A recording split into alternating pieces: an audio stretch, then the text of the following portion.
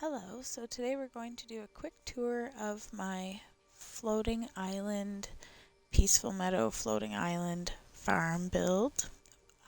We don't know how long my toddler is going to sleep, so that is going to be completely dependent on him. Oh my gosh. Also, I'd like to apologize. I don't have very good background noise suppression, and I do have two toddlers and dogs. So, I wanted to move my farm up to one of the floating islands strictly for the item count. So many of these crops, so they take up so many spots, and it really restricts me on my valley build. So I moved everything up here.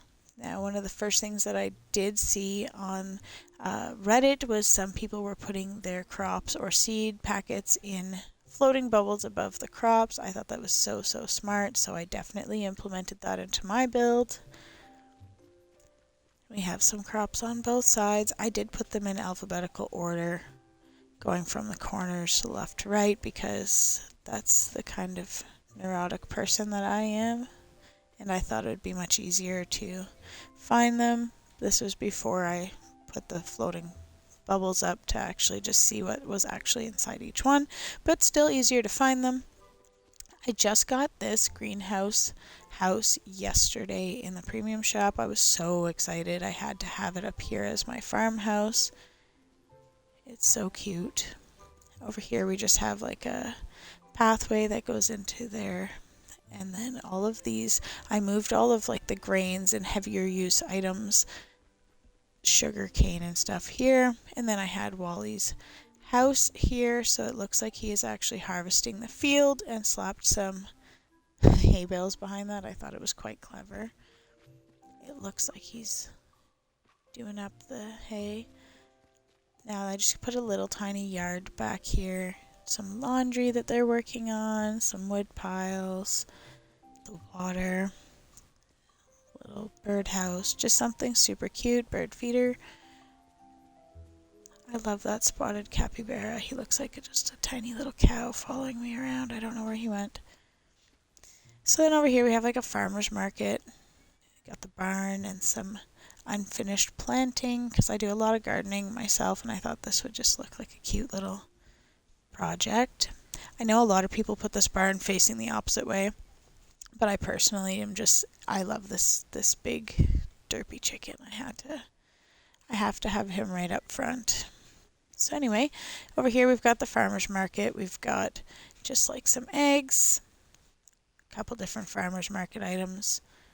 I live in a pretty rural area, so there's a lot of farmer's markets. You see a lot of pickled items, canned items, baked things, all your fresh produce. And then over here is just like a little cache, checking out. Somebody's picking up some stuff before they leave.